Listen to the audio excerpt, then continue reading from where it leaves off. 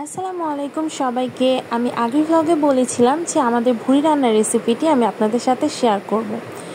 তো চলুন আজকে ভুড়ি রান্নার রেসিপিটি আপনাদের সাথে শেয়ার করা যায়। তো প্রথমেই তো দেখলেন ভুড়িটা কাটা হয়ে গিয়েছে, তারপর পেঁয়াজ আর রসুনের কোয়া একসাথে ভেজে নেওয়া হয়েছে, আর দিয়ে দেওয়া হলো ভুড়ি থেকে বের হওয়া যেই চর্বি সেটাও।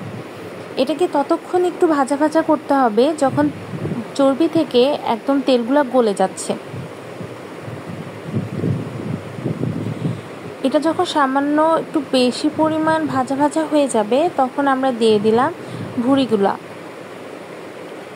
ভুড়িগুলো দিয়ে দেওয়ার পরে আমরা এক একে এখন মশলাগুলো দিয়ে দিব। সর্বপ্রথমেই দিলাম হলুদের গুঁড়ো, তারপর দিয়ে দিচ্ছি মরিচের গুঁড়ো, আর এরপর দিবেন আপনাদের পরিমাণ মতো লবণ। দিয়ে ভালোভাবে আমরা এখন এটাকে মিক্স করে নিব।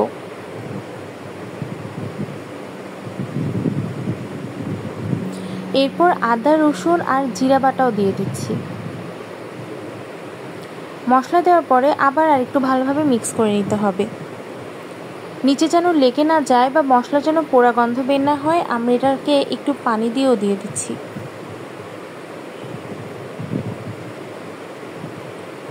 পানি দেওয়ার পরে আমরা আরও একটু ভালোভাবে মিক্স করে নিচ্ছি।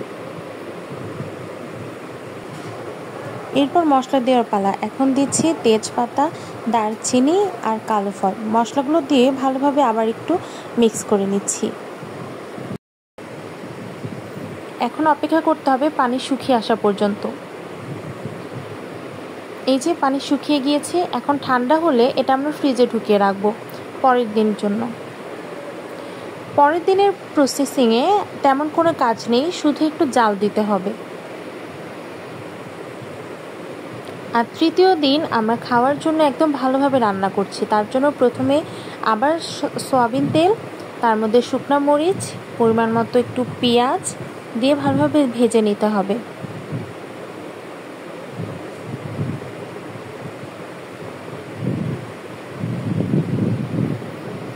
এরপর সামান্য একটু করে সব ধরনের মশলা, লবণ, আদা, জিরা আর রসুন বাটা, হলুদের গুঁড়া, আবার সামান্য পরিমাণ মরিচের গুঁড়াও, মশলাগুলো ভালোভাবে কষিয়ে নিতে হবে।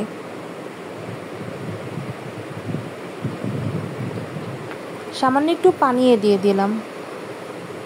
এরপর কিউব করে রাখা আলু দিয়ে দিচ্ছি, কারণ আমরা ভুড়ির সাথে আলু খেতে অনেক পছন্দ করি।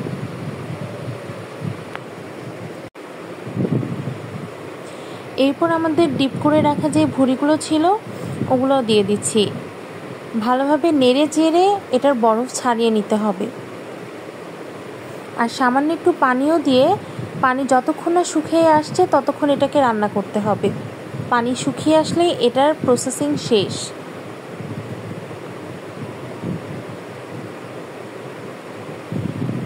এই তো আমাদের ভুড়ি রান্নার রেসিপি রেডি। এখন খাওয়ার পালা। গরম গরম ভাতের সাথে এখন আমি ভুড়ি খাবো। কেমন লেগেছে ভিডিওটি প্লিজ আমাদের সাথে শেয়ার করবেন। ভালো লাগলে অবশ্যই একটা লাইক দিবেন আর আমার চ্যানেলটি সাবস্ক্রাইব করবেন। সবাই ভালো থাকবেন। আল্লাহ হাফেজ।